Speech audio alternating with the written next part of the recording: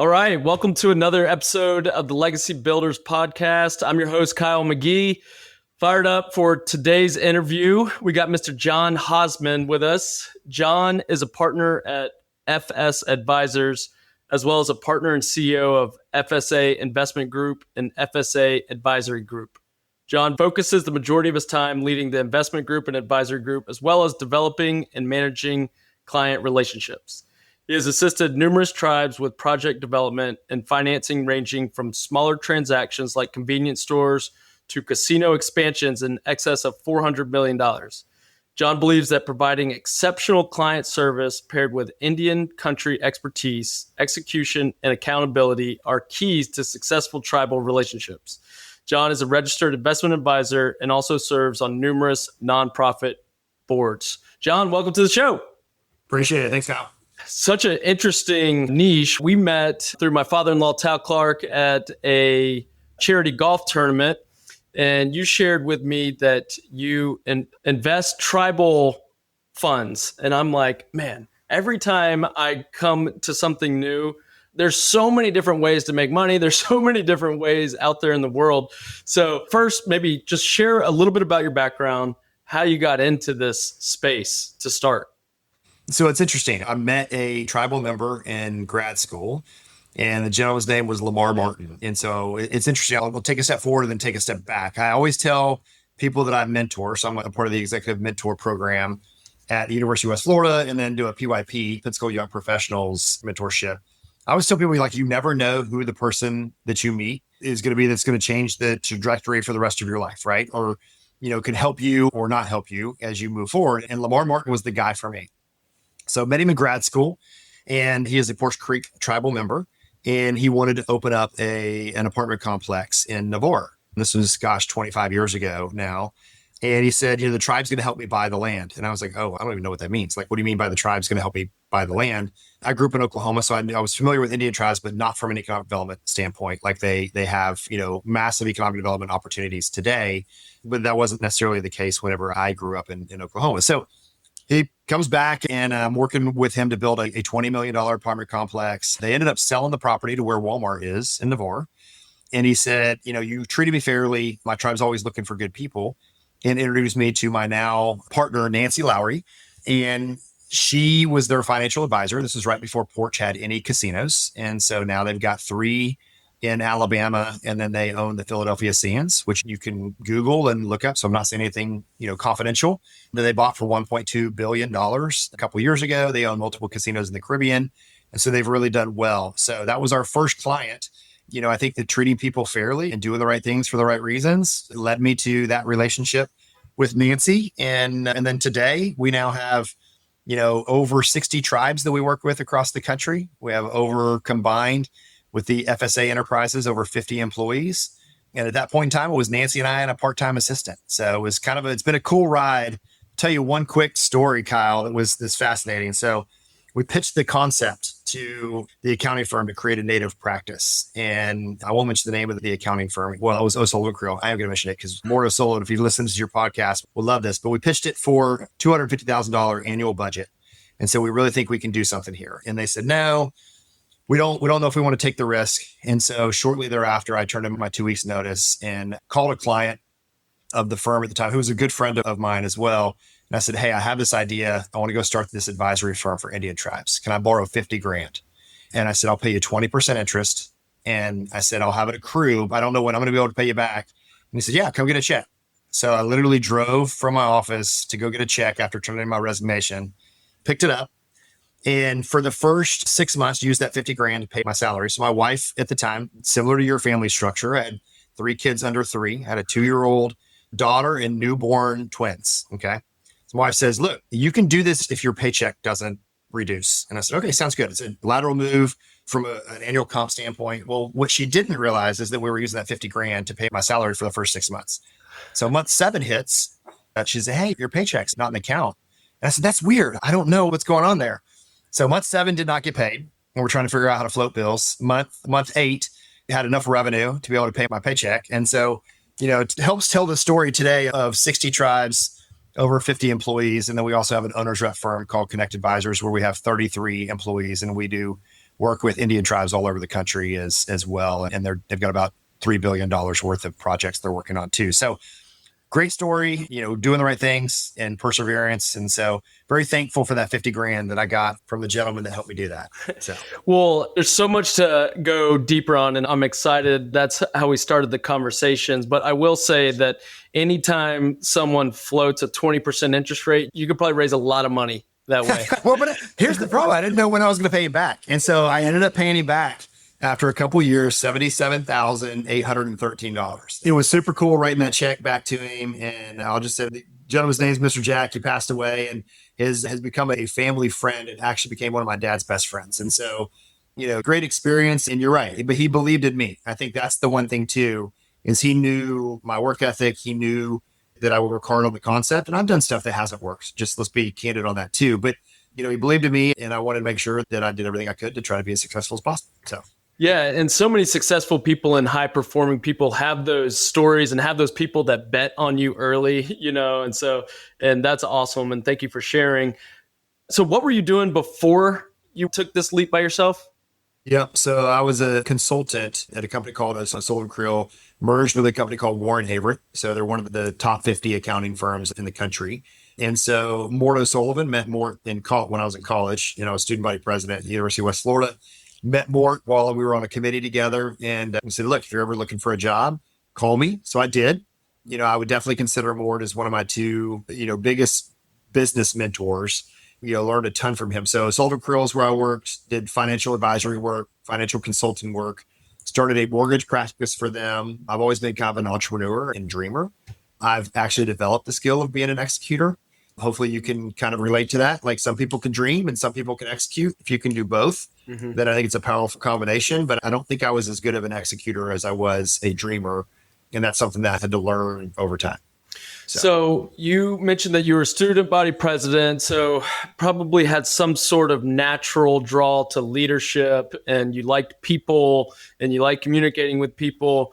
But where I want to take this is you had a kosher job, you met somebody, you saw an opportunity, and then you took this leap of faith on a $50,000 loan at 20% interest with no clear path to pay back, which a lot of people would say that's a wild move, right? To take something, a loan, and not have a clear plan to pay back. And you have 3 kids under 3 with a wife at home. What were those times like? How did you overcome that fear, of taking a chance and betting on yourself? It's interesting. I don't have a lot of fear. I think that's one. That's probably, if you talk to most entrepreneurs or, I wouldn't put myself as a successful person, but I would just say, most successful people that are the uber successful in elite, like they just feel and have this confidence that it'll work out. Right. And so they're almost naive, I think, in some instances on that. Looking back, Kyle, I will tell you, I was a little naive. I just knew it was all going to work out. Right. So I think that's one. Now, if you ask my wife, she will tell you that she said he didn't tell me the whole story, which was, yes, I would get the same paycheck. That was all I said. She did not realize that it would run out in month 7. And she did not realize that, runway potentially could have fallen off a cliff at the very end. Right. She just thought everything would work out as well. Thankfully, it did. But I think from a fear perspective, you almost have to have a confidence that you're going to make it work, because I know so many people that never chase their dream because of that fear that creeps in of the what if it doesn't work scenario. And so, like I said, I've had different companies I've started that none of them have failed, but I've had some that have lived in purgatory that they're just not going anywhere, unfortunately. And some people have invested in those and they've believed in those and they've believed in me. And so it's a challenge when you do that. But I think whether we start our own businesses or you invest in somebody, you have to take a risk and you have to know that it's either going to work or it's not. And you've got to decouple the emotional feeling of it versus the business decision of why you're investing or doing it in the first place, right? And that's tough for a lot of people to do. I think the most successful ones can do that, can separate the emotion of doing something or investing in something and making a financial decision and then living with the outcome. That's the other piece too, good or bad, learning from that experience and then moving on to whatever is next. And then you basically learn from that experience. So that's something I think is really important. So yeah, I think that what I've learned from my studies of, founders, entrepreneurs, high performing people is that one, they have a high risk tolerance and they have that eternal optimistic mindset, right? From the uber successful people to the successful people here in our community that you don't even know about, right? They have this way of telling themselves in their head, like, hey, come hell or high water, we're going to figure it out. And oftentimes what I'm seeing is when your back's against the wall, you're forced to get up out of bed and show up in a different type of mentality and get creative and use your brain differently to make stuff happen. I love this quote that it's better to be lucky than good. The question becomes, what do you do with that luck? So your luck was Lamar Martin, right? You sat next to him, or however that relationship started in the executive mentor program, but you took that luck and you did something with it, right? And can you go deeper on that concept and what your thoughts are on that? Yeah. So it's interesting. Everything we do in life, it has an action or a reaction or a consequence. Okay. I know this sounds really weird, but like I literally wake up every day playing the game of life. And so some people can, whether it's a sports game, a computer game, or whatever, you can either play it really well and you can score well, you can do well, or you can play it really crappy and not have as good a score, right? So every day, I think I've learned to wake up and be as intentional as I possibly can and play the game of life to the best of my ability.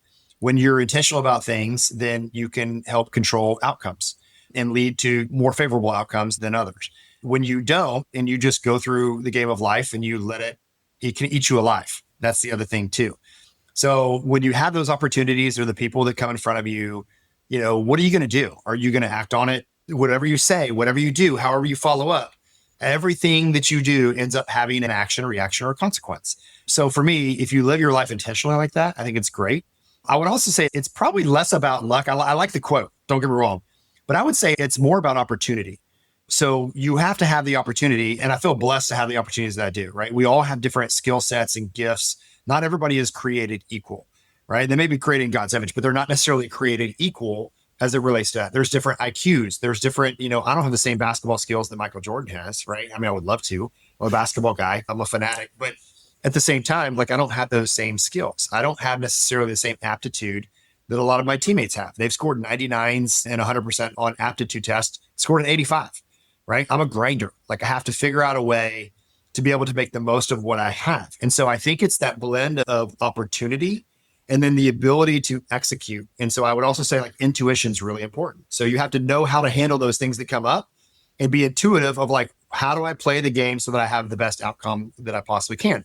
So when those two things meet and you do the best you can with opportunity and then focus on the intentionality of playing the game well, I think you're going to have the best outcomes possible. Doesn't mean everyone's going to be positive. Doesn't mean everything's going to go, hunky dory. But what it does mean is that you're at least going to give yourself the best opportunity for success.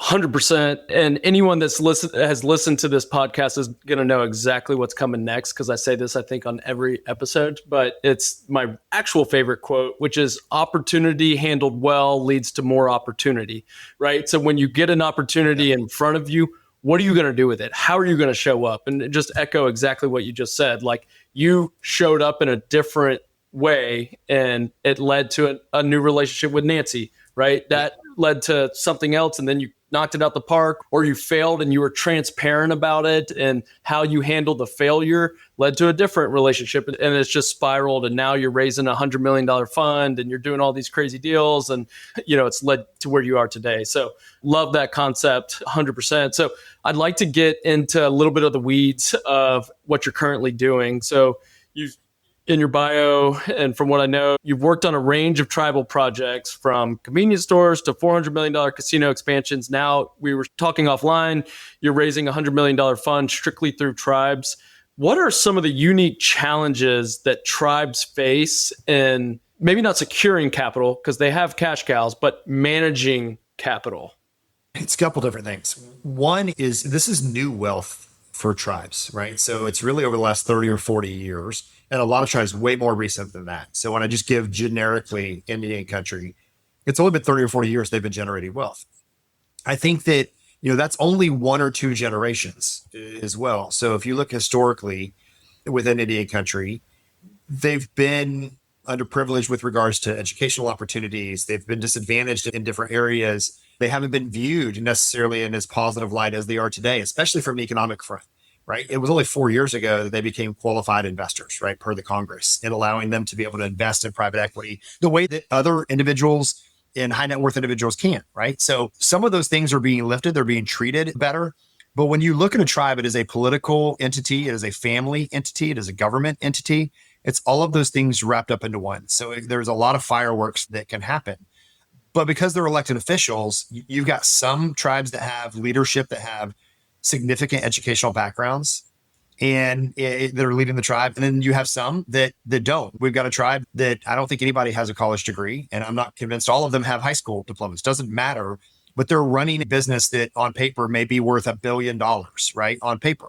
And so they're elected by their community and members and citizens to be able to do this job, but it's only new, right? They're a generation into this wealth and they may not have the education. So they lean on people like us to be able to help them. And that's a big challenge. So there's a trust factor.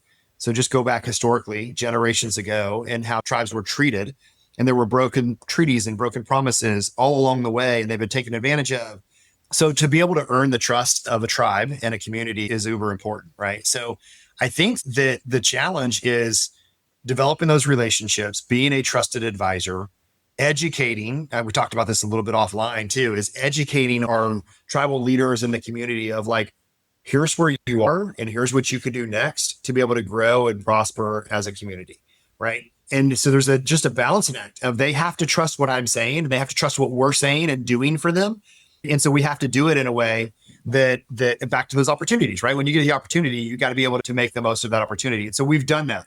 And then that's multiplied into other opportunities for other tribes to be able to move forward. And where we started on small projects, now the resume said 400 million. Well, we have multiple projects in the $700 to $800 million range now, right? We started getting bigger and bigger projects. More and more tribes are working with us because of the way that we do what we do, which is execution, accountability, relationships, and all of that stuff together.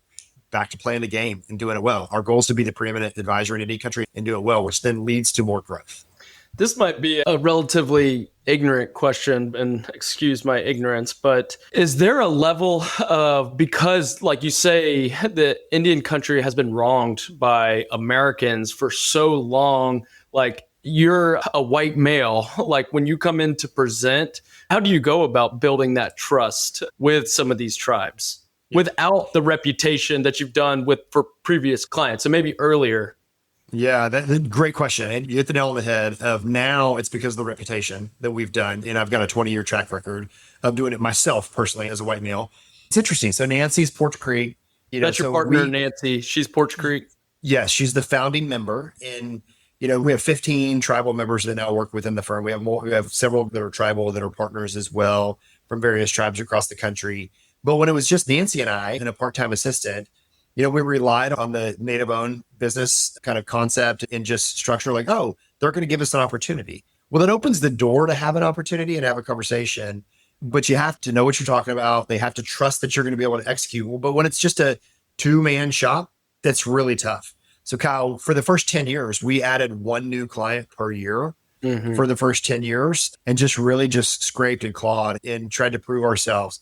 And then as we started to prove ourselves over time, now collectively, again, we have over 60 tribes, but it wasn't until probably 2018, so 6 years ago or so, 7 years ago, that we started, really ramping up and had maybe 3 or 4 clients in a year. Like, oh my gosh, this is amazing. And then all of a sudden, now we're averaging 7 to 10 new clients a year, but that's because of the reputation. So I think part of it is getting in and showing that we're trustworthy, which is just really tough to do. And I was talking to a banker that I met with a bank group the other day. It's called BOK Financial. They're one of the preeminent bank groups in Indian country. They said they were meeting with a tribal leader that said, don't use the word trust because the trust has been broken within Indian country so many times. Matter of fact, I've got a tribe in California. Their tribal seal has a crack in it because of the broken trust and promises that have been made by the American government, right? So it is super touchy. It is super challenging sometimes to navigate, and rightfully so. Indian country and tribes have been screwed over time. And so it makes it tough. I will say perseverance, staying on track, doing what you say you're going to do. And I wear these wristbands and to represent my faith. I think that The other piece of it is having good godly character. And not to drop, from a faith perspective, but I've been consistent in my godly character and walk to where I can sleep extremely well at night, knowing that I do the right things for the right reasons all the time, because it's the right thing to do, but it's because that's what I've been put on this planet to do, right? From a faith perspective. So I think that they see that. And once they see it over time, they then start to buy into it.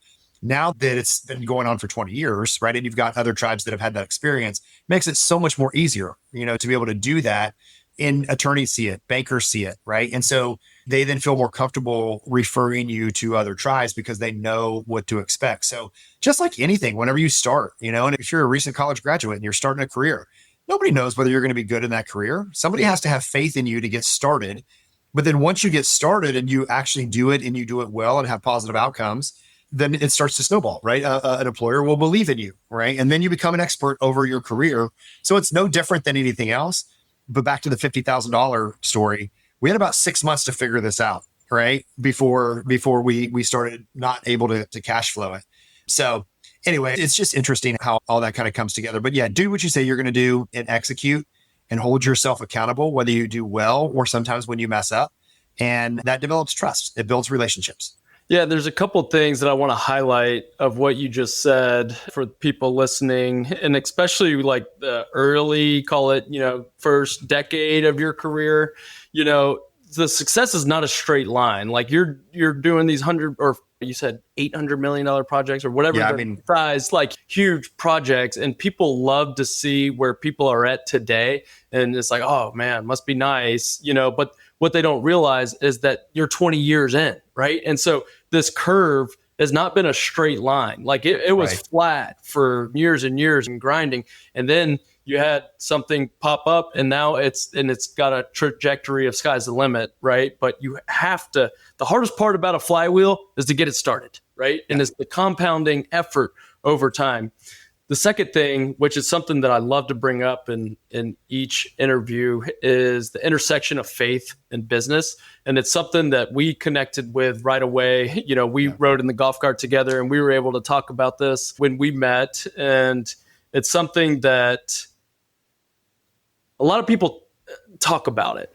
Not everybody, but some people talk about it. And, I think that there's a fine line of being pushy and like forcing it down people's throat than living it out, right? And like actually doing the things that faith embodies. So can we go a little bit deeper on the intersection of faith in your business life? And, maybe even specifically with the Indian tribes, like does the faith ever intersect with the tribal groups that you're talking with? Yeah, I would say it comes up all the time, and because back to the game of life that I live Monday through Friday is exactly the same way that I live Saturday and Sunday, and the bands on my wrist, I've been wearing them for, probably 10 years or more. And so it's a public way to it's almost like a badge, right? So I'm not necessarily someone that stands on the street corner. I'm not judging people that stand on the street corner. I'm just giving it as an analogy, and they're preaching or whatever they do on the street corner. I think that it's more impactful when you do it through actions, just love and kindness. And my wife and I say this all the time. Would it be more impactful to just say Jesus loves you or go help somebody? There's different ways. God calls us to do different things. So we live our life. My wife and I are foster parents. We've had over 16 kids in the last 10 years. I'm a deacon at my church, teach Bible study to my peers, do a lot of mission work, and don't do it to necessarily get a star or anything like that.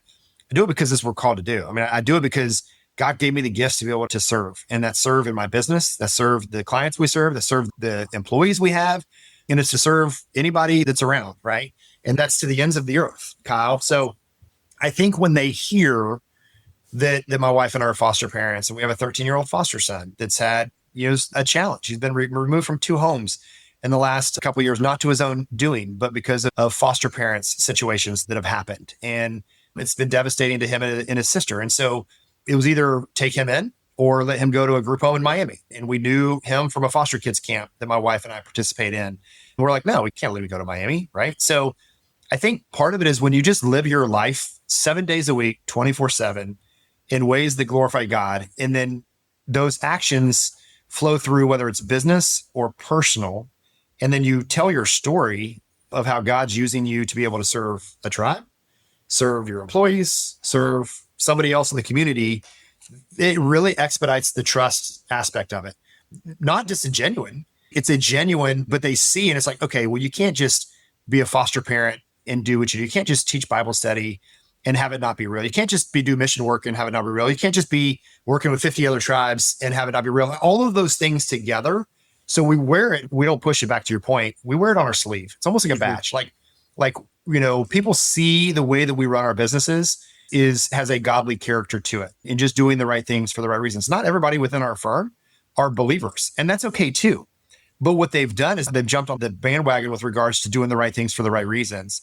And so it looks like godly character, right? They're emulating godly character, whether they're a believer or not. I would love for them to become a believer. But at the same time, I just keep doing what I'm doing, and I witness to people, whether it's through my business actions or personal actions, and let God do the rest.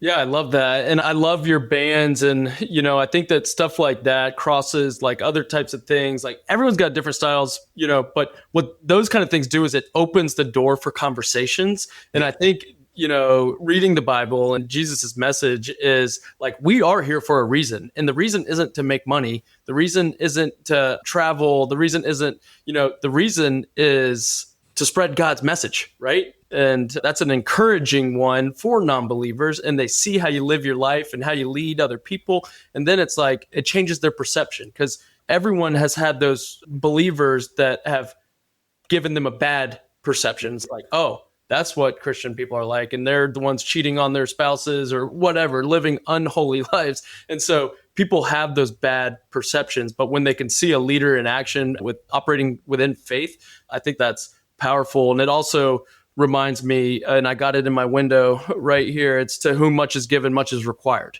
right? Like you are blessed with certain gifts of being able to communicate and, having lower risk tolerance and, all of these things. And it's like, with those gifts, you have to do a lot with them, right? And you have to carry burdens that other people aren't willing or able to carry, right? And so it speaks a lot about how you operate.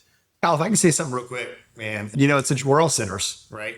But I think it's equally as important when you're running a business or developing your leadership style, when you make a mistake, because we're all sinners, we're all hypocrites. We're all going to mess up at some point in time.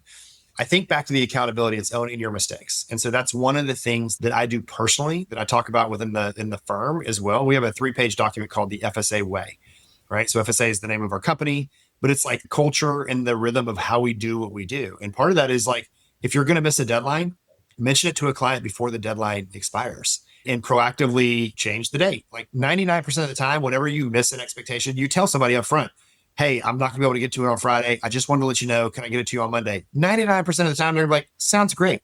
Well, what happens is when you don't turn it in on Friday and then you call them on Monday, you've already missed the expectation. And so now they're ticked off, right? Because we're not doing a proactive job. We're not holding ourselves accountable for what we do. So I think one of the biggest things in running a business or just being a leader in general is we get a lot of glory when things go great, but when things don't go great, how you own them and how you do it. Back to my initial conversation, everything you do has an action, reaction, or consequence. And so you can minimize that by owning those mistakes as early on as possible, or when they happen, to apologize and to repent, rectify, And so I think that's a missed art in today's society of people think they can do and say whatever they want to do and say, and they feel justified in that. Godly character isn't just always doing the right things. It's when we do the wrong things to actually make that wrong right, or just acknowledge that we were wrong. And that then changes the perspective of people, right? Back to your comments on how people view Christians. When we don't acknowledge the sin or the wrongs that we do, that's a big part of it. So anyway, I just think that that's a big piece of it. We always glamorize like, oh, things are successful, this, that. Like, not always, are they going to work out great? And if you do a good job of owning godly character and owning when those mistakes happen, I think that people see a more genuine side of Christians, or myself. I'll just speak in general for myself, to where like, man, like he owns mistakes. Great. Because we're all going to make mistakes. Yeah. And 100%. And I agree. And I think that when you make a mistake, I've done it plenty. Like, I'm not sitting here on a high hill saying like, I've made so many mistakes and done so many ignorant things in my life and I'm learning. But when you make a mistake, it's the next time, don't make the same mistake, right? Like you're saying, own it, pick yourself up, get better because of it, fail forward. Like there's so many different ways to say That's this, right. but it's such an important concept for people to hear. We are born sinners, right? Like that's how we were Yep. created, Adam and Eve. That's literally the first book of the Bible, right? So, but just because you screwed up doesn't mean you have to screw up again. It doesn't mean that it's okay to screw up. Like that's not what I'm saying. You can't just move on and say, "Oh, I screwed up. I'm not going to screw up again," and then keep screwing up. Like it doesn't make an excuse. But anyway, we can move on to the next topic. So you do a lot of mission work. You serve on nonprofit boards. You're teaching your Bible class, not your fostering parents, all these things I didn't even realize. What causes would you say are the most meaningful to you and why? Because you do so much. Yeah. It's interesting. I would just say have a servant mentality, right? So God's going to put us in certain situations. So it's not like one organization. It's not my work. It's not necessarily Indian country per se. Even though I love my work, I love Indian country. I love mission work. I love fostering. Like I love all of that. I think that you can come to love the things you do when you do the things that God calls you to do, if that makes sense, And you're not, it's not like this audible call, Kyle. Like, people hear this all the time, like, oh my gosh, I've never heard God call me. I've never heard God necessarily call me. I feel like God has led me during certain paths and then the door has closed. I feel like God's led me during certain paths and the door is opened, and it's like, okay, I'm good at doing this and it makes a difference and I'm doing it in a godly way. That door continues to open. So whether it's super strong and you actually hear the audible sound of God or you're just led in that direction, I would say just being a servant. I had a review this morning with a new hire that we had over last year. Graduated from college. This is the only job that he's ever had is within our firm. And I was talking about the philosophy of life, playing the game of life. And, I could just see the wheels in his mind turning. And we were talking about servant mentality and intuition and communication and execution and aptitude. Those are our 5 core values that we look at. And they all kind of blend together. And I'm like, intuition doesn't happen without experience, right? But really servant mentality, when you just go and you serve and you do it humbly and you do it to the best of your ability, there is a reward that you just feel. It's almost like people feel good about community service, right? You go and you volunteer and then you walk away and go, that felt really good. And it's almost contagious because then you want to go volunteer again. Well, are you doing it because of the way it makes you feel? Or are you doing it because of the good that you're doing? It's kind of interrelated, right? So, I have a passion for kids. My wife's a school teacher. She was in special ed. I have one of my boys, and we may have talked about this, was born with a virus, and we were told he'd be severe and profound at birth, right? So the twins, it's kind of almost like the movie Twins, Arnold Schwarzenegger and Danny DeVito. One twin got everything, and the other twin did not. And so I think that growing up with Jordan and Jansen, and him being a therapy baby, Jansen being a therapy baby from the time he was 6 weeks old until even to this day, of constant coaching and, him learning, kids just need love. Like they just need love and guidance. So I think that, people that need help, whether it's homeless or widows and orphans, and that you hear in James 1, right? All that stuff, like there's so much opportunity to help. So where God has put you and put a passion, if you just go serve and you go serve diligently and humbly, like you're going to feel the reward. And so I don't know. I would say that's my biggest thing is probably kids, but those are the less fortunate. I pray with our foster son every night whenever I'm home. And I used to do this with my older kids too, as I pray for them to be a champion of those in need.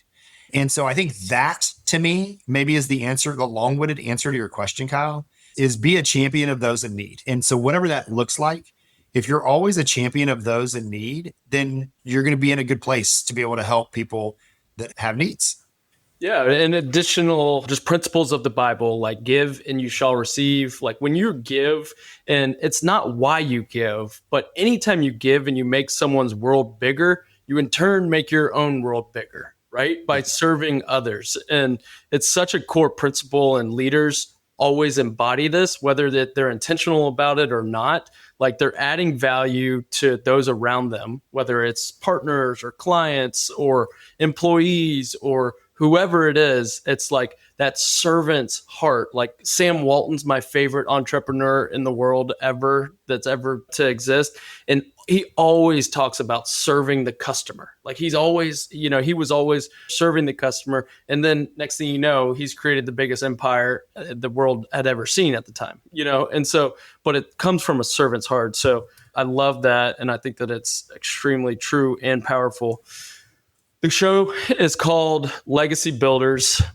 So I'd like to ask a question. When you look back on your life decades from now, what do you hope your legacy will be?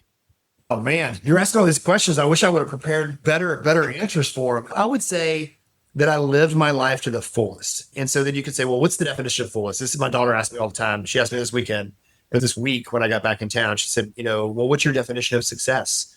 And because she knows it's not about money, it's about the difference that you make. And so I would say the legacy is the impact that I've had on people. And I don't want to make it necessarily just God's kingdom. That's not necessarily it. Because, look, my goal is to draw as many people to Christ as possible. Even those that are not ready or not willing, like it's still just to go be the person that he's called me to be.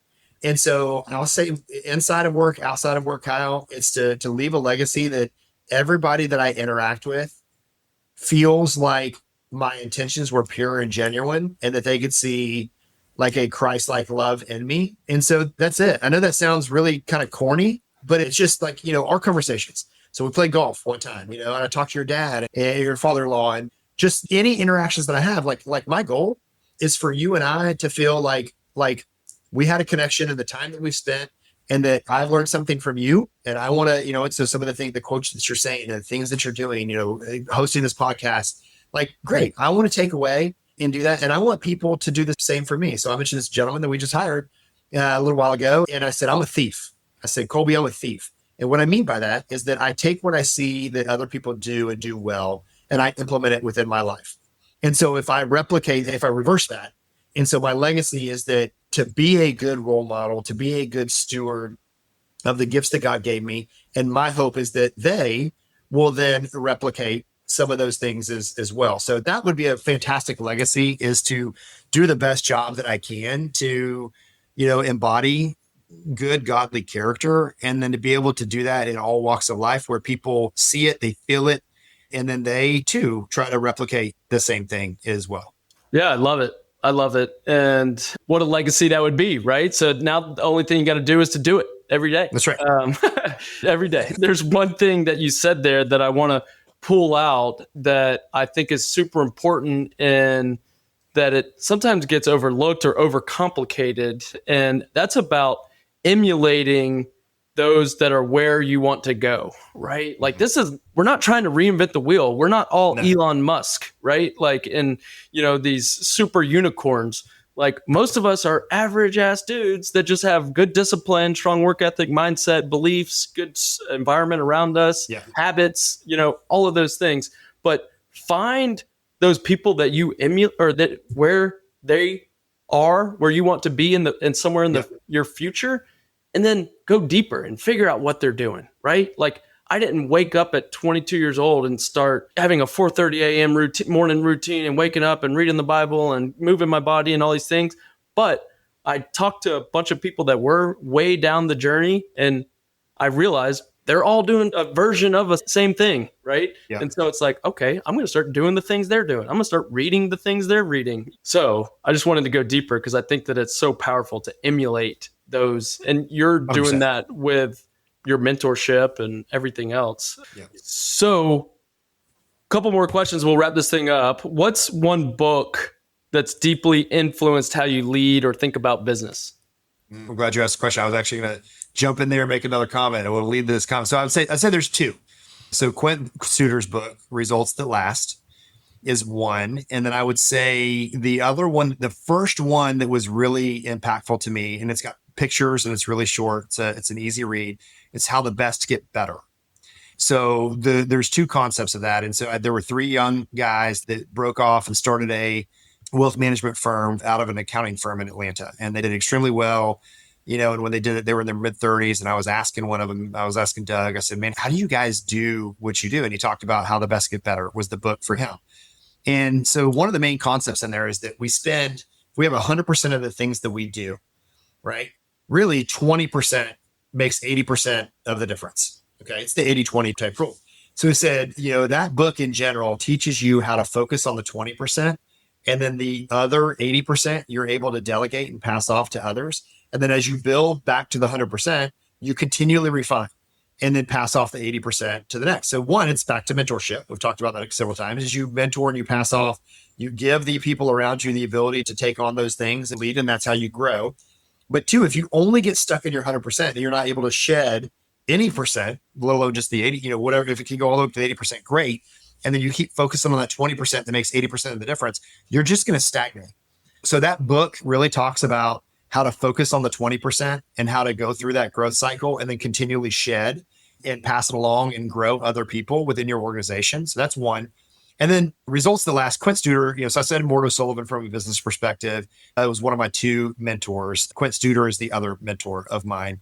For those in the Pensacola area, a lot of people know who Quint Studer is, and you'd be amazed. I've gone around the country and I've been sitting at a bar one time up in New York, and somebody brought up Quint Studer. And I was like, you got to be kidding me. Like random guy over here. And I actually texted Quint. I was like, somebody just talked about your conference. And, so Quint's one for me, but his story, and I'll make this super short, but his story resonates with me.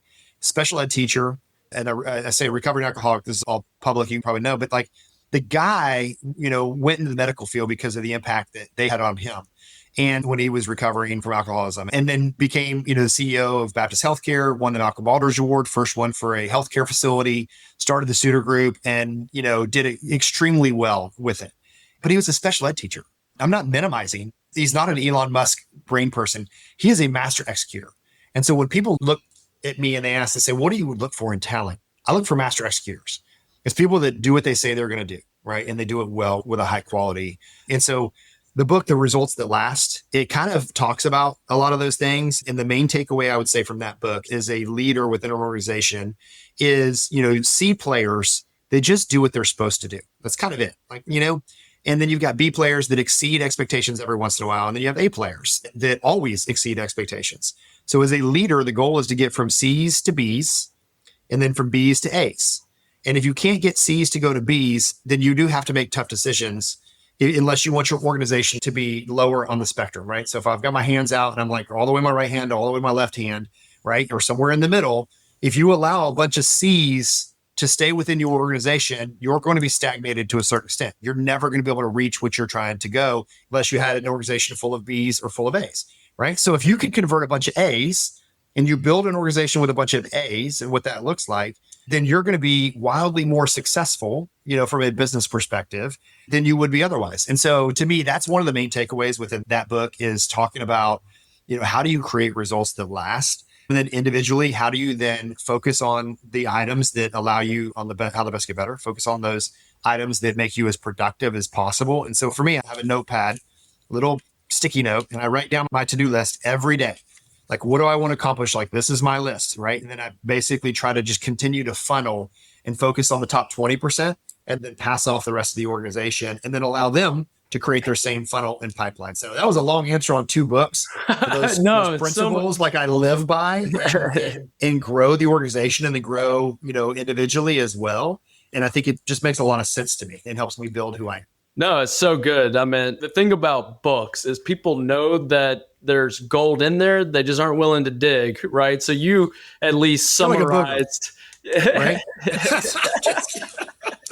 And so at least you summarize the big takeaways because majority of people won't go pick up the book and go read it. And those are 2 that haven't been mentioned on the podcast. I haven't read Studer's book, Results at Last. So I'm going to pick that one up. And I'm glad you gave him a shout out just because I don't know him. He doesn't know me, but the impact that, a guy like Quint Studer has on me just as a young dude, just similar kind of idea. Like he's not some special God-given, or he is, but it took him to take action and like disciplined action. And then, I mean, what a blessing he is to Pensacola. And anyone that 100%. Hates on Quint Studer that's a Pensacola native is just completely asshole. I don't know any other way to put it. It is ignorant because this guy made a boatload of money and could have bought an island. And instead, he invested like all of it or a good chunk of it into this community. And I meant like he's losing money on real estate investments and like doing all these things just to make the town cooler. And like the tailwind that he has given downtown Pensacola and the entire area. Oh my gosh. I don't even know if there's a number that you could actually come up with of the impact he's had. He's probably the most impactful person in Pensacola's history, And I know what's said, I agree with you, Kyle. What's funny is 20 years ago, if you did a survey, there were so many people skeptical of why Quint was doing that. and he just had a genuine heart, wanted to give back. Now, I will say that he's probably got one of the, highest promoter scores or whatever you want to call it, like, in the community, because back to time, right? We started off with this. And, if you keep doing the same things over and over, eventually people go, oh, there is no ulterior motive. Like, he truly cares about our community. And Quint does. Like, he has reinvested back in this community and given, and it's been thankless at times. But yeah, I appreciate your comment about giving him a shout out, because I'm thankful for what he's done for me individually, but for our community to live in a much better place than it would have been otherwise. And I mean, even if he did make double his money on these investments, no one else is doing it. There's a lot of well-to-do people here and that aren't, investing in these projects and bookshops and coffee shops and the baseball stadium and all of these things that he's had his hands on, that probably half the things we don't even know about. He does do a good job promotion and has the newspaper column and leadership, and he puts himself out there. But anyway, I have a ton of respect. Don't even know him personally, but I mean, I love watching him. I get him on the podcast, man. I texted him. Somehow I have his cell phone. I have no idea how, but I did text him. So maybe you'll have to make an introduction. So when I was the president of Pensacola Young Professionals almost 20 years ago, I actually emailed Quint and I said, hey, I'm president of Young Pensacola Professionals. I'm an entrepreneur at heart. I would love to take you to lunch. And he emails me back and he said, hey, I'm kind of busy. I don't have the ability to go to lunch, but I'm actually going on a trip up to Nashville, North Carolina to talk to a healthcare system up there for 4 days. So when he does all this consulting, and he said, why don't you come along with me? So I'm gonna pause there and say, okay, like you're like, that's weird. Well, so he was a client of the accounting firm that I worked at. So I knew him through Pensacola Young Professionals, and I knew him through some of the work stuff too. So our paths were kind of interacting a little bit. So it wasn't this 100% random. The email was random. He had no idea the email was coming, but he at least knew who I was. He was really good friends with Mort O'Sullivan.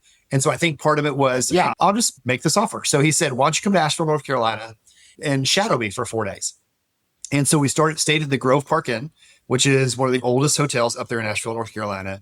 And I would watch what he did and how he interacted. And then I would go, like, literally go to his dinner with the executives there. And then they have this huge fireplace, like bonfire fireplace out there, and these big rocking chairs. For those of your listeners that have been there, they know it. And so we would sit there and he'd say, so what did you learn today? And I would say, well, here's what I got. He's like, you're looking at that wrong. And so then he would kind of give me his opinion on it. Right. And so what an amazing relationship. That's how our relationship started kind of 20 years ago. And we've been, I've been involved in some of his nonprofit boards and, within the community on things, super blessed to have a relationship with somebody like Quint.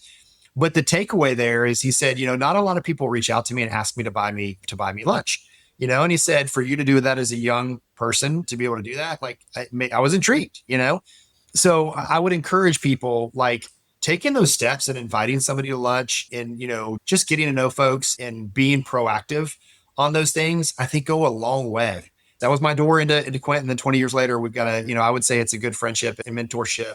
But yeah, amazing guy. I thought that was a kind of cool story. Man, that's an awesome story. And what a cool experience, right? And it shows that a lot of these people that are experiencing this level of success, they want to give back. If you're 100%. Eager and you have the right mentality and truthfully the right credentials, like you were the president of UWF, president of PYP, doing the necessarily things. So you had potential. I will also share a funny story. I've probably sent him 4 or 5 emails in the past 7 years and texts and calls and never got one back. But don't get discouraged. Shoot and keep shooting. Sometimes, that's so funny. Yeah, sometimes it's just the right person needs to open the door. So here comes John into the life. All right, Kyle, we're making this happen, man. Quint, if you're listening, we're coming after you. I like it. All right, last question. If you could go back and give your 20-year-old self one piece of advice, or it could be 2 pieces of advice, personally and professionally, what would they be? Oh, man.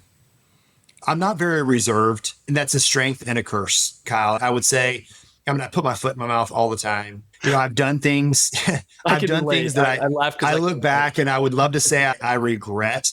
I'm not much on regrets though. I mean, I could probably put it in that category, but back to my whole philosophy on life is like, just learn from it. Right. So I would regret it if I kept doing the same things over and over again, and I kept having the same results that I didn't like. Right. So I think that, back in the day, I would say not to be more reserved, because that's what's led me to where I am today. But I would say with the things that I shouldn't have been doing, Kyle, like, don't do those. Like, you can have fun other ways with stuff.